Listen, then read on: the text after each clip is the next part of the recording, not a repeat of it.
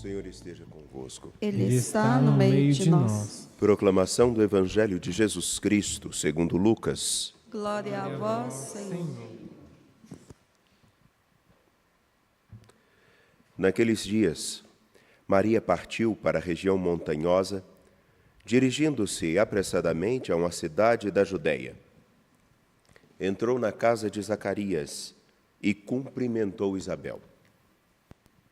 Quando Isabel ouviu a saudação de Maria, a criança pulou no seu ventre e Isabel ficou cheia do Espírito Santo. Com um grande grito exclamou: Bendita és tu entre as mulheres e bendito é o fruto do teu ventre. Como posso merecer que a mãe do meu Senhor me venha visitar? Logo que a tua saudação chegou aos meus ouvidos, a criança pulou de alegria no meu ventre. Bem-aventurada aquela que acreditou, porque será cumprido o que o Senhor lhe prometeu. Então Maria disse: A minha alma engrandece o Senhor, e meu espírito se alegra em Deus. Minha alma engrandece o Senhor, e meu espírito se alegra em Deus, meu Salvador. Palavra da salvação. Glória a vós, Senhor.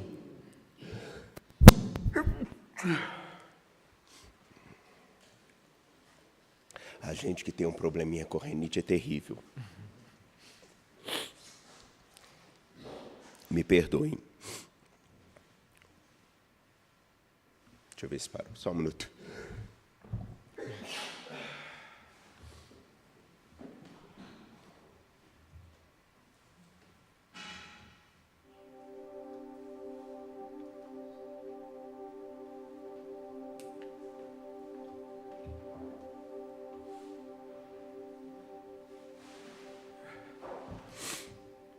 Povo de Deus, hoje, na festa de Nossa Senhora de Guadalupe, padroeira de toda a América Latina, gostaria de, com vocês, entender um pouquinho daquilo que é apresentado para nós na Carta aos Gálatas e, obviamente, que também tem sua ressonância lá no Evangelho de Lucas. Deus enviou seu Filho, nascido de uma mulher, nascido sujeito à lei, a fim de resgatar os que eram sujeitos à lei e para que todos recebêssemos a adoção, a filiação adotiva. Um item importante. O Filho de Deus, relatado por Paulo aos Gálatas, nasce de uma mulher sujeito à lei. Entretanto, por que resgatar aqueles que estavam sujeitos à lei? Pelo seguinte: diante de todas as regras, diante de todos os preceitos da tradição judaica, um homem poderia sempre estar impedido de chegar ao Senhor nosso Deus, porque eram tantos princípios, tantas leis, que daí então, se ele se esquecesse e tocasse em algum lugar inapropriado, estaria impedido de chegar até o Senhor. Mas ele estaria condenado sempre a procurar cumprir todos os preceitos.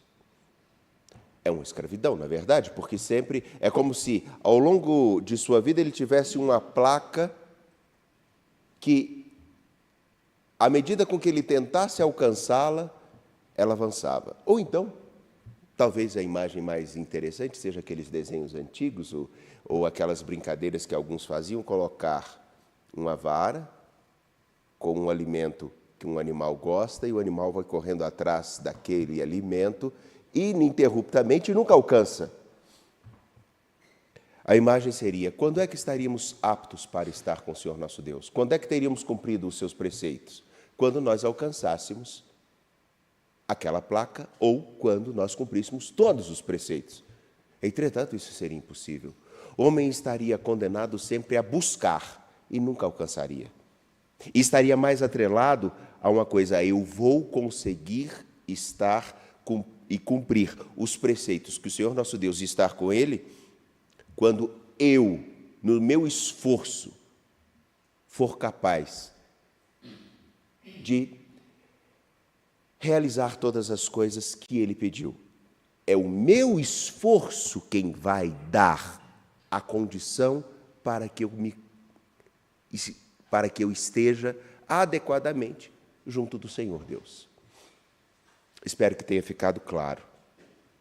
Por isso a imagem da cenoura ou do alimento que a pessoa sempre, o animal estaria sempre à busca. Isso é uma condenação. A pior das condenações não é aquela que já sabemos de nossa responsabilidade e temos que cumprir. A pior condenação é a de tentar sempre responder ao anseio inalcançável de alguém. Vejamos. Tentar agradar a um amor que é insaciável e quer que você seja perfeito é uma condenação. É uma prisão. Bem, Deus enviou seu Filho nascido de uma mulher, nascido sujeito à lei, a fim de resgatar os que estavam e os que eram sujeitos à lei, para que não se comportassem como alguém que tivesse que simplesmente responder ao anseio de alguém, para que não tivessem que buscar algo que sempre seria inalcançável, mas deu a eles a condição de filhos. E o que isso significa? Não é mais simplesmente cumprir uma regra. Independente de eu ter cumprido ou não, sou filho dele. E o que importa é o amor que ele tem por mim. O que ele quer comigo. E o que comigo ele vai construir. Qual filho que consegue, ainda criança, responder a todos os anseios dos pais? Inclusive, os pais, em alguns casos, fazem sonhos mirabolantes para os filhos. E, em um determinado momento, o pai que sonhava que o filho deveria ser advogado, o menino vira e fala assim: eu quero vender banana frita na praia caramelizada. E é isso que vai me realizar. Brincadeiras à parte. O que Paulo diz é: Deus enviou o seu Filho para que nós entendamos. Não é pelo nosso mérito que Ele estará conosco. Não é pelo nosso esforço que Ele estará conosco. Ele está conosco por aquilo que Ele tem de sentimento por nós. Isso muda muita coisa. Porque nada melhor do que você ajudar alguém a entender que ela pode melhorar, não porque ela tem que responder ao seu anseio, mas porque ela descobriu o valor que tem. E esse valor é expresso no modo com o qual ela é tratada. E um vínculo tal se estabelece que então ela procura ser o melhor que pode, não para responder a um anseio, mas porque ela quer ser o melhor para aquele que ela ama. Ficou claro? Eu acho que isso é liberdade. Acho que isso muda muita coisa. Bem, no Evangelho de Lucas, capítulo 1, versículos 39 a 47, nós escutamos a expressão de Isabel: bendita és tu entre as mulheres e bendito é o fruto do teu ventre. O ventre daquela a quem Isabel dirige essas palavras é o Messias, é o Salvador, é o esperado. É aquele que, nascido de seu ventre, ajudará a todos os homens que com ele se encontrarem e dele se fizerem discípulos, a encontrar o verdadeiro norte e o significado de sua existência. O fruto desse ventre é a redenção, é a vida. Diria eu, é a glória de Deus, porque a glória de Deus é o ser humano vivo, e vivo plenamente, segundo Irineu de Lyon. E nós só viveremos plenamente se estivermos envoltos pelo amor que Ele nos mostrou. o amor de nosso Senhor Jesus Cristo. E aí vem a expressão que eu disse teria consonância aqui, ressoaria no Evangelho. Entre uma crise de renite e outra, a gente faz homilia. Afinal de contas, não é? É aquela... Que ódio!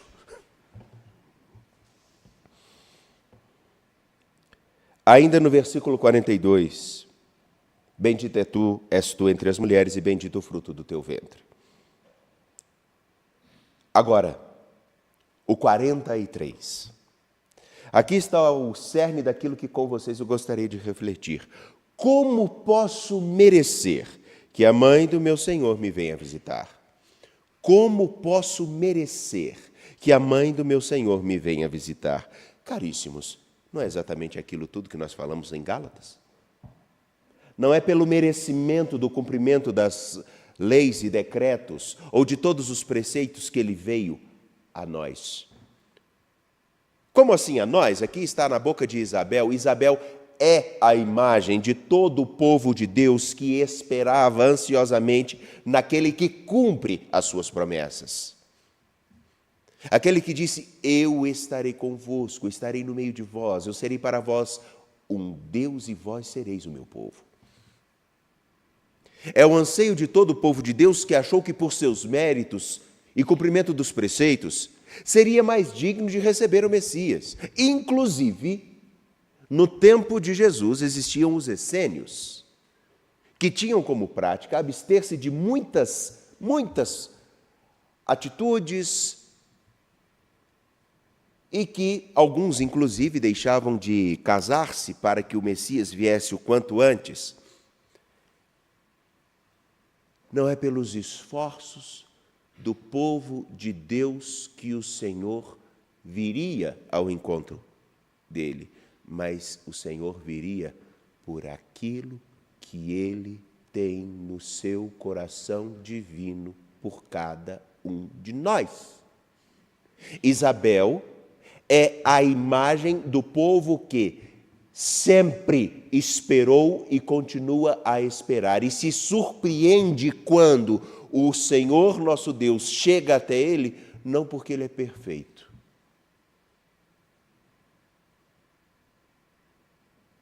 mas porque ele escolheu esse povo. Eu não consigo deixar de falar coisas a partir de imagens práticas do nosso dia a dia. Um amigo que trabalha conosco teve o seu segundo filho essa semana, nascido na segunda-feira. O garoto estava tão acomodado e tão à vontade no útero da mãe que se sentou. Ô, vida boa, né? Quem quer sair do útero da mãe? Nunca. Lá tem comida, tem sossego, não tem ninguém para poder lhe cutucar, nem renite para lhe atormentar.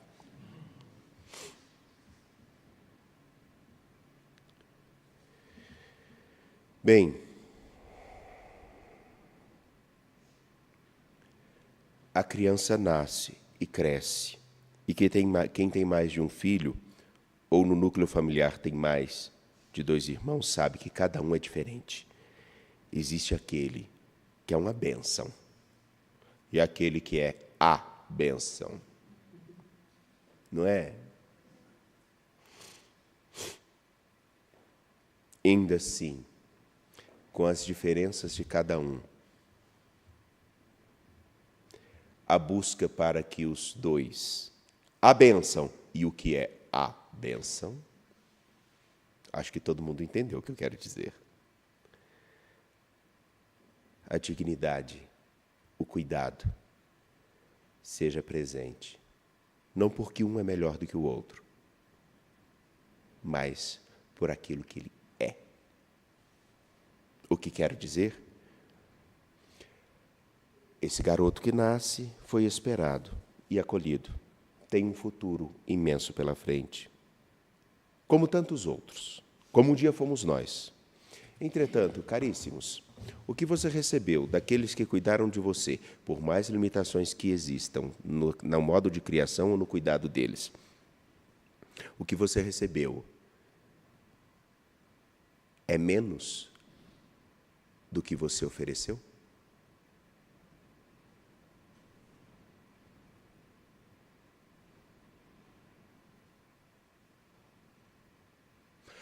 O que quero dizer com isso? É exatamente o contraponto que quero fazer. Nós estamos acostumados a pensar que são os nossos méritos que dão a nós a dignidade de receber o Senhor. Não! Porque o Senhor veio até nós para nos dar a verdadeira liberdade.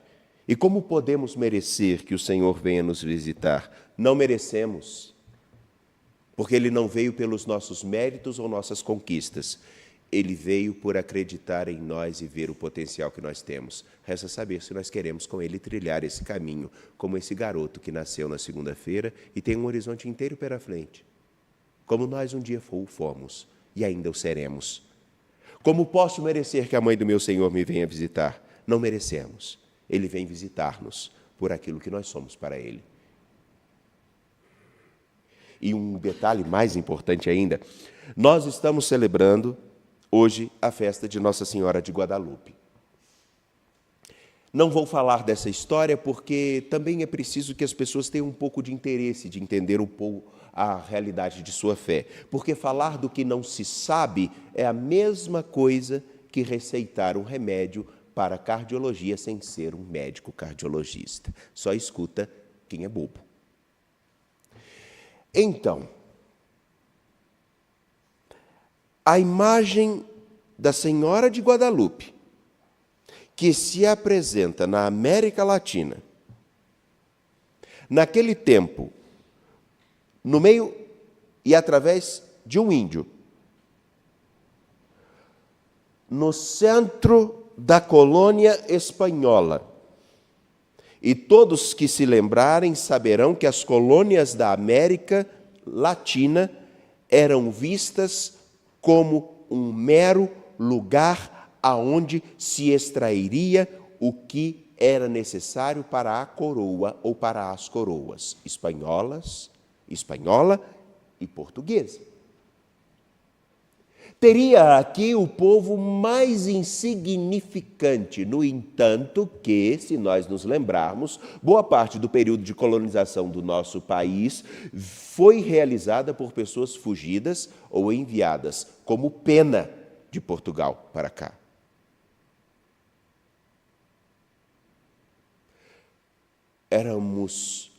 Eram vistos como pessoas que não tinham muito a oferecer. Entretanto, é naqueles que, conhecidos como menos importantes, que a Mãe de Deus e nossa vem trazer-nos a esperança daquele que nos visita, não por nossos méritos, ou por nossas capacidades, ou por nossa importância reconhecida por outros, mas pela importância que já carregamos. A mesma coisa acontece em outros lugares. Lourdes. A mesma coisa acontece em Portugal. Fátima. A Mãe de Deus e nossa, apresentando-se para lembrar-nos: como posso merecer que a Mãe do meu Senhor me venha visitar? Não é pelo merecimento reconhecido de outros, é pelo valor que nós carregamos e dado por Deus. Resta saber se nós temos consciência desse valor, ou se ainda estamos, como diz Paulo, sujeitos a tantos critérios que esquecemos o valor que carregamos. Você pode ser um diamante, mas se reconhecer-se como um vidro, pode ser chutado a qualquer lugar e por qualquer um. Que o Senhor nos ajude. Confiantes de pé, apresentemos nossas preces.